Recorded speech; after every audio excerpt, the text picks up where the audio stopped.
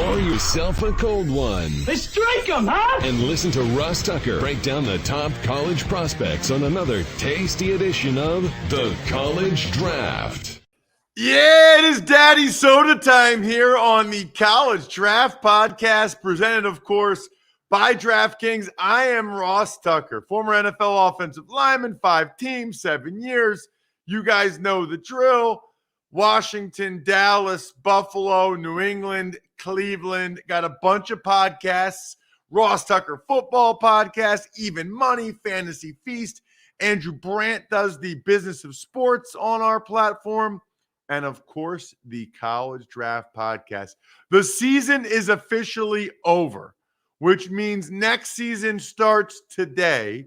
And there is no better place to get ready for the 2022 NFL Draft than right here, the College Draft Podcast. Check me out on social at Ross Tucker NFL, at Ross Tucker Pod.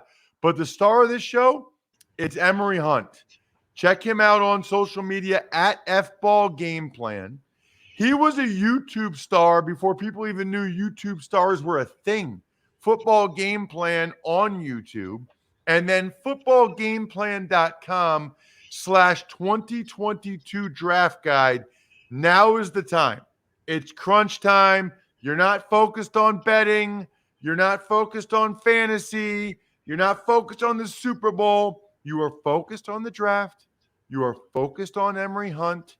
Footballgameplan.com/2022 draft guide. Emory, refresh my memory, everybody else's, on the timing. I would say first week of March. So this year, it looks like it'll be running along the same timeline as the Combine, which I hate because I want it out before the Combine. But because this week we still have an all-star game to cover, getting some guys graded. I've graded quarterbacks, running backs, and fullbacks, and now I'm going to start tight ends before I move on to receivers. But, man, we're already at 260-something prospects already. And it's going to be a big one this year because of the enhanced class due to all the super seniors. So I'm somewhere around the lines the first week of March we'll be complete. Awesome. Love it. Can't wait to get it. Can't wait to check it out. So we got 2 things for you. 3 things, I guess. So next week, we're going to start to dive into getting ready for the Combine, start to go over some of these positions and rankings ahead of time.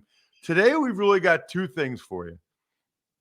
What our scouting takeaways were from the Super Bowl. I know one of our patrons, Emory, Tuckheads J, patreon.com/RT Media is where you can be one of our patrons.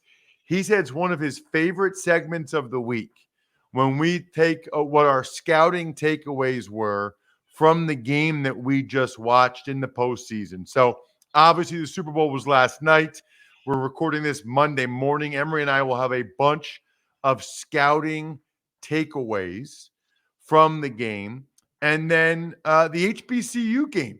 Now, this is a new one, Emory. So tell me about this game and what we need to know about it. Yeah, it's the inaugural HBCU Legacy Bowl, which takes place in my hometown, New Orleans, Louisiana, at Ullman Stadium, which is on the campus of Tulane University, where Tulane plays their home game. It's a week-long event. Practices start Tuesday, and they run until Friday, with the game being on Saturday on NFL Network. I think 110 maybe HBCU prospects. It's almost like a HBCU Senior Bowl. So I'm excited to get down there and see this thing in its first iteration. One, because it's something that is needed, and it adds another all-star event to the calendar. And 2, because it's going to be a unique event, man, and it's going to be something that it helps out a lot more prospects get seen in front of NFL scouts, and just expands the all-star calendar to one more game. I think it's awesome. I think it's an awesome opportunity for those young men. I think Tulane Stadium is awesome. I've called a game there. I called UCF at Tulane there a couple years ago. Very cool stadium, perfect stadium for something like this. And obviously New Orleans is a hotbed for the HBCUs with Grambling and Southern playing there every year. I think that's awesome. And a little bit later in the show, we'll get into some of the prospects you will, in particular, have your eye on. Let's start, though, with the Super Bowl, man, because it's our last game to really talk about takeaways and what we need to know about the Super Bowl. So, and about scouting based on the Super Bowl. So I'll start this time. And I guess the first one I have, Emory, is to not judge a book by its cover, so to speak. And I think I mean that as it relates to Cooper Kupp. You know, I'll just say it, Emory. Maybe you would say it too, but I just don't think anybody ever thought he could be this because he's a white wide receiver from Eastern Washington. Let's be honest, right? Like, let's just put it out there, okay? There is no chance anybody thought a white wide receiver from Eastern Washington could win the Triple Crown in the NFL easily, be the Super Bowl MVP. There's just no, I mean, Emory, you're around it enough to know, and so am I. There are Power 5 schools that would never offer a white wide receiver. I'm just telling you, they wouldn't. Not right or wrong. And look, we get in other things. They just wouldn't. So I think that's one of my lessons, and that's for lots of things. That's for anybody playing any position, right? But you just can't always judge a book by its cover, which I think people did. Some people did, as it related to Cooper Kupp. Otherwise, he would have been drafted higher. Completely agree, Ross. And we're not afraid to say that because it's the facts and it's the truth.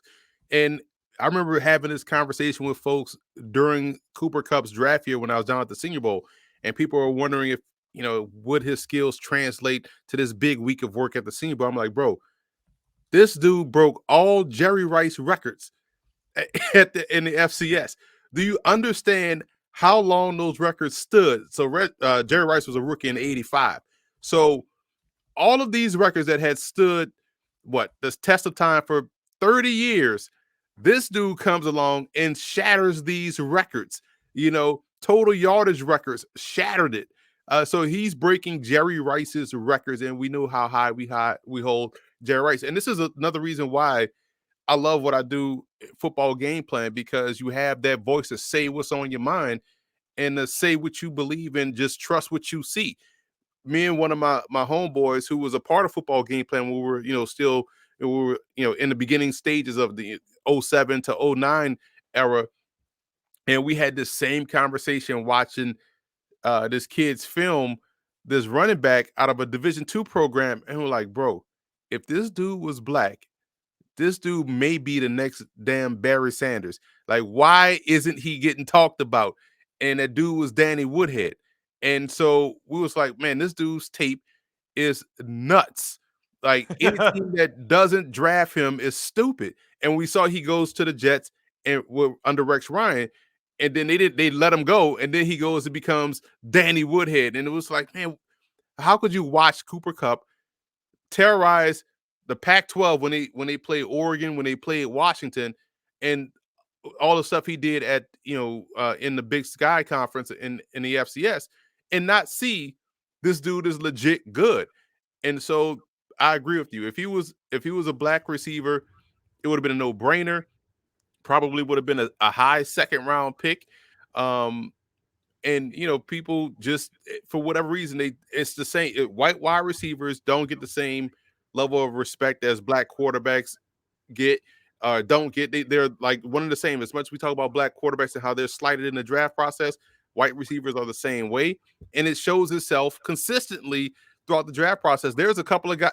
Matter of fact, speaking of the Ivy League, you look at Justin Watson when he came out of Penn.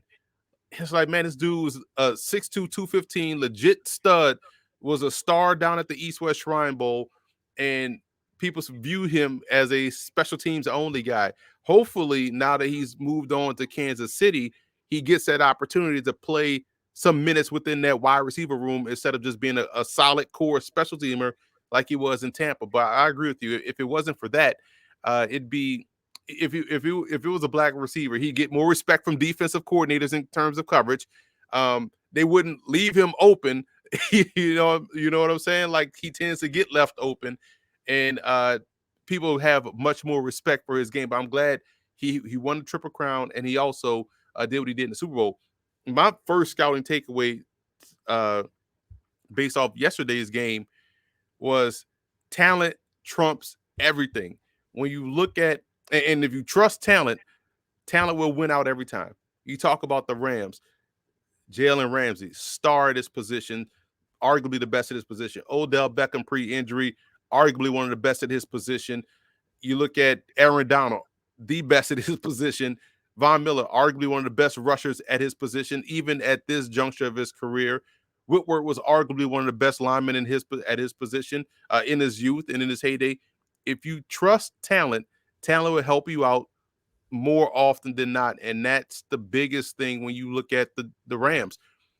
Stay talented, whether it's via draft or free agency. Just get talented players. And on the Bengals side of things, I'll give my second point later, but that was my first takeaway, that talent trumps everything. I got another one. And by the way, last thing on Cooper Kupp, he's like 6'2", 210. Like, people, because he's white, they think he's like 5'8". It's like they just assume he's like a little slot guy. Like, he's not slow and he's not small. Like, it's maddening. The other one I would say, speaking of that, I think size is a little overrated. I mean, Aaron Donald, the only reason why he didn't go in the top 10 was because of his size. Man, that was a big miss for those teams. I mean, first of all, I can maybe hear the argument about weight, but people were making the argument about height. If you made an argument that Aaron Donald, you had concerns about him because of his height, you have no idea how interior line play works whatsoever. I hated going against 5'11", 6-foot dudes. You get no leverage on them. They're so low off the ground. You don't know what you're talking about. If you're, he's only 6 foot, 6'1". That's great. Now, if you're concerned about his weight and you think maybe double teams can roll him off the ball a little bit, it's a little bit different. I can see the argument, but he's so quick. He's so good with his hands. He trumps that. And I'll give you another one. I feel like if Jamar Chase was 6'3", 6'4", he would have been the no-brainer to the Bengals, even though people wanted Sewell, or maybe even gone higher. Dude, I don't care that he's 6 foot. He plays like he's 6'5". He makes so many contested catches. I thought they should have given him the ball more last night. I thought they should have put the ball up in the air in his vicinity more often. Size is overrated. Ross, welcome to 2014 football game plan. We put out this book, Stiff-Arming Football Myths, right? And one of them was that size is not a skill. That's one thing that I've said consistently. If you're good enough, you're big enough. And what people always miss when they talk about a person's size in terms of football is, bro, that's his size. He can't control that. So obviously, if he's going through his whole life at 6'1", 310 pounds or 290, and it got him to Pitt, which is a major program. It got him to the Senior Bowl, which shows that he dominated at Pitt, and it got him drafted, which tells you he's legit good. So his size doesn't matter. I say this all the time, but I'm talking about it in terms of running backs. When people say, well, he's, can he withstand? Can he run in between the tackles? Bro, if you fast enough, it don't matter where you run. They ain't gonna catch you anyway. You think Warwick Dunn gave a crap about where, teams ran him? He was 5'8", 173 and ran for over 10,000 yards in the NFL. You think he was worried about being 173, 178? I'm sorry, running in between the tackles in the NFL? No, you wanted to take Warwick Dunn because of the things he did at Florida State. He was the closest thing to Barry Sanders that we had seen at that time. So for me, people can miss me with that. That's why I had a first round grade on Russell Wilson. People's like, well, will he be able to see over the line? It was like, bro, if you go back and look at who had the most batted passes at the line of scrimmage that year, it was Brock Osweiler, who's 6'15". So That tells you all you need to know. Size is not a skill. If you're good enough, you're big enough. My second takeaway is more in line to with regards to the Bengals, that proof positive, if you draft well, it doesn't take long to turn a football team around. Just ace the draft. The Bengals don't go out and get high priced free agents. They don't go out and throw away first round picks to bring in Odell Beckham or Matt Stafford or Von Miller. They just draft. And the reason why they've been competitive all throughout the time, you look at Marvin Lewis's tenure, you look at Zach Taylor's acquisition of talent. The Bengals have drafted rather well. And as long as you draft well, let's say you have a standard 7 picks in the draft. That's 7 cheap players, good players that you can have until it's time to, re-up and pay. That's where they screw up, where they can't pay people, or they're not willing to pay people, and they go out and go elsewhere.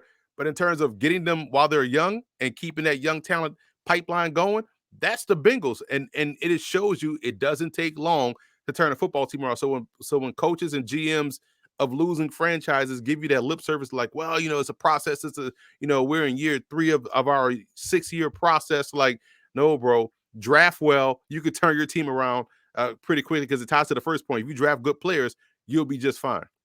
Yeah, and the thing I would piggyback off of that, they have by far the smallest scouting staff in the NFL. And I'm not saying, like, I don't want anybody to lose their jobs. Like, I'm not here for that. I know a lot of scouts. There might be something to be said for less is more, though. There might be something to be said for lean and mean and focusing on what really matters. I don't know. Some of these staffs are so big. I don't know there's many teams that have drafted better than the Bengals over the last 15 years, maybe. You really look at Geno Atkins and Carlos Dunlap, and you really start to look at the guys they've gotten and where they've gotten them. They have drafted well. Maybe they just created a free job post in minutes on LinkedIn Jobs, and that's how they reach their network and beyond to the world's largest professional network of over 770 million people. That way, the Bengals can focus on candidates with just the right skills and experience and use those questions to get your role in front of only the most qualified. Then use simple tools on LinkedIn Jobs to quickly filter and prioritize who you'd like to interview and hire. It's why small businesses rate LinkedIn Jobs #1 in delivering quality hires versus leading competitors. LinkedIn Jobs helps you find the candidates you want to talk to faster. Did you know every week nearly 40 million job seekers visit LinkedIn? Post your job for free at linkedin.com/draft. That's linkedin.com/draft to post your job for free. Terms and conditions apply. But I mean, Jesse Bates, Logan Wilson, Tyler Boyd, Joe Mixon. They've drafted a lot of good players in Cincinnati. My last one, and this is right up your alley. This is why Emory's the co-host of this show. This is why you all should get the footballgameplan.com/2022 draft guide. There are good players everywhere. Everywhere. Everybody talks about the stars, and you did, Emory, for the Rams. Starting linebacker Troy Reeder from Delaware. Darius Williams making plays at corner, UAB. You go down the line, Nick Scott was a running back turned special teamer at Penn State. I know he went to Penn State, but he was a running back turned special teamer. You start to look at some of these guys and who's playing, and you can get guys any of these places. You look at Greg Gaines in the 4th round. One of their best special teamers, Michael Hoyt, he's a D lineman from Brown that plays on special teams for them. There's players everywhere, and I think people don't spend enough time really looking at that and realizing that Emory does. It's why Emory's like Mr. FCS, Mr. Ivy League, Mr. Everything that's not Power 5, because he realizes how many other – and by the way, Emory played FBS and still loves all the lower levels or even other leagues. Yeah, and Ross, first of all, you're a pro, son, because the way you weaved in that LinkedIn read, that was flawless. You had me going in the first half, Ross. That was flawless. Uh, but you're absolutely right, bro. And it's so true when you think about why I'm excited about the USFL, right? And I hate when I see other, you know, NFL writers or football writers, whether college or pro, poo-poo these alternate leagues, because we know there's way more talent than there are spots in the NFL. So there's enough talent to support an alternate league, um, you know, out there right now. And I wrote this article back in 2017 on footballgameplan.com, you know, saying the NFL, if it wanted to, can go straight G League model, and each team could have their own developmental team or minor league team. So let's say if you have a team, let's say the New Orleans Saints, their minor league team would be in Baton Rouge. Or if you have a team like the Giants or Jets, their minor league team would be in Staten Island or in Long Island, right? So you could have a team in the same media market as your team, because if we keep it a buck, you're bringing 90 guys to camp. So that 45 or 50 that you're going to cut, that's your developmental team. So that way you keep these guys in football shape. You can run the games concurrently as the NFL. You can play your games on Wednesday and may have a guy ready for Sunday. Or if a guy's called up, he won't play on Wednesday. But at least you're keeping these guys in football shape. You can run the games on your team website. So there's more than enough talent.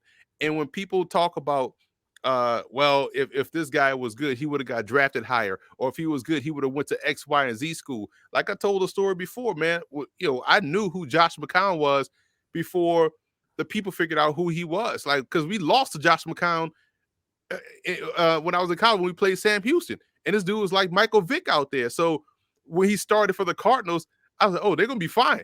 And he's throwing to a rookie Anquan Bolden out there, wide receiver. So it's like there's way more talent than there is spots in the NFL. So yeah, if you are able to acquire talent, and that's why the Rams were able to do what they were able to do with those early first round picks and trade them away, because they were nailing the Troy Readers, undrafted out of Delaware. Concordia St. Paul's Chris Garrett, who they drafted last year in the 7th round, was one of the top TFL leaders in Division II, one of the top sack leaders in Division II. They got him in round 7, and most people thought that was a throwaway pick. No, that's a really good football player that dominated his level of competition. You talk about Michael Hoach, of Brown.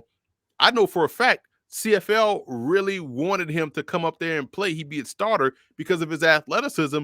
But, you know, the Rams don't want to let him go. So they found a role for him because he's that good. Yeah, he may be the special teamer, but if he gets an opportunity to play in the regular defense, you'll see why teams thought highly of him and his ability to rush across the front. So, yeah, there's talent everywhere, and people need to understand that aspect of scouting, which is why I love the process, because it will be easy for me to put out a draft guide that's 150 players, long, and go the easy route that a lot of these draft analysts do.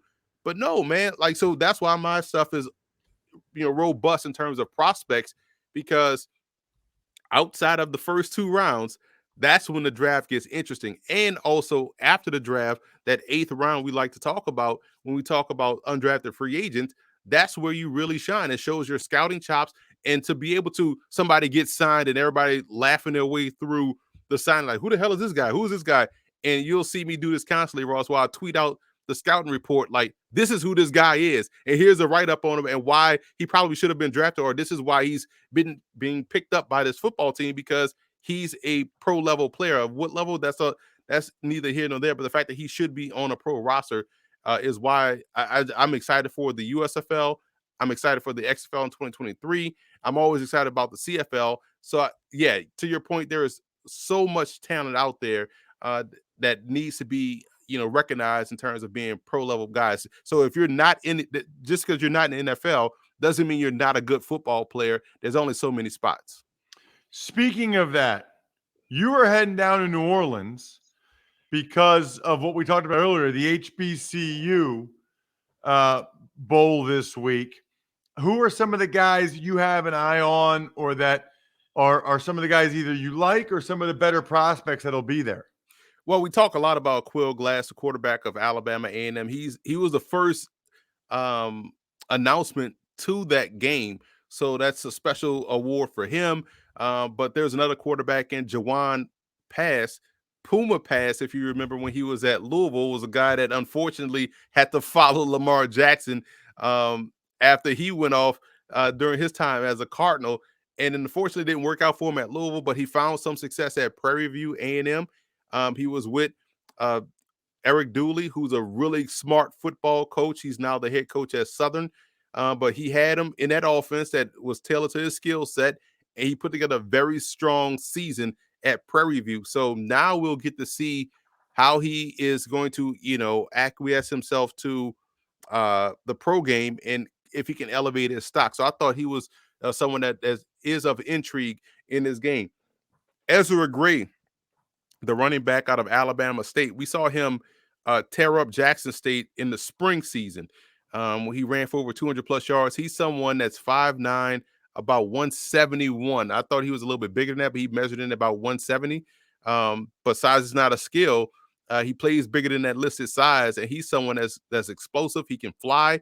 And to be honest, I think he could even be a slot receiver if he chose to. He came in as a receiver at Alabama State, but Donald Hill-Ely, the head coach at the time, was like, man, we just want the ball in your hand. So we put him at running back, and he was doing damage there.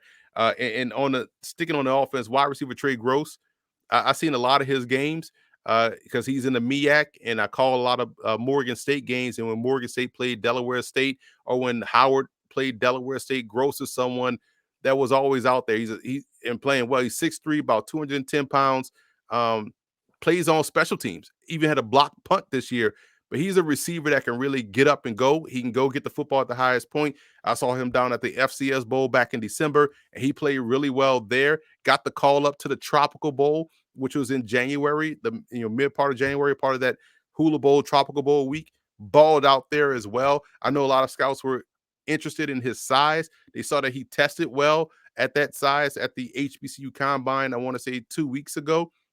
So there's a lot of buzz surrounding Trey Gross out of Delaware State. And Jay Jackson Williams, the old lineman out of Florida A&M, he played left tackle for FAMU. He transferred in from Florida State, but I think he's probably going to be a guard at the next level. He's got good athleticism, good movement skills, but having that experience playing tackle definitely helps him out in terms of his versatility. And lastly, you look at Joshua Flowers, defensive back out of Winston-Salem State. He started his career at LIU Post, which is up here in Long Island. And if that name Post sound familiar, yes, that's the Post, the cereal brand, conglomerate. That's who started that school. They're now known as Long Island University, as they've merged with LIU Brooklyn. But he transferred to Winston-Salem State. He's 6'2", 200 pounds, can play safety, corner, so has that versatility that you look for on the back end. And he's someone that's coming off a very good HBCU Combine, and I know a lot of scouts are excited to see him in this game. He also had a really good FCS Bowl as well when I was down there, showing his ability as a matchup corner, being able to win one-on-one against these shorter, quicker wide receivers. So despite him being tall, he's someone that definitely has the ability to play corner on the outside at the pro level. Love it, Emory. Absolutely love it. Fired up to see how those guys perform this week, and fired up to start to really dive into your prospects at each position starting next week here. Gosh, before you know, I guess we're 10 weeks away from the NFL draft. Perfect timing. I know Ross Tucker Football Podcast isn't daily anymore. It's 3 times a week. If you haven't already, this is the show to add to your repertoire. Check him out on social media at FBall Game Plan. I'm at Ross Tucker NFL. We're always at Ross Tucker Pod, or youtube.com/Ross Tucker NFL. The keg is kicked. We are all tapped out. Thanks for listening to the College Draft Podcast. Make sure to also subscribe to the Ross Tucker Football Podcast, Fantasy Feast, Even Money, and The Business of Sports. All available at Apple Podcasts, rosstucker.com, or wherever podcasts can be found. A lot of times on the show, I mentioned DraftKings. Here's what you need to know. You got to be 21 or older, New Jersey, Indiana, or Pennsylvania only. New customers only. Restrictions apply. See DraftKings.com/sportsbook for details. Gambling problem, call 1-800-GAMBLER, or in Indiana, 1-800-9-WITH-IT. By the way, if what I was talking about included a deposit bonus, doesn't always, sometimes it does. Deposit bonus requires 25 times playthrough, and deposit bonuses are paid out in site credit.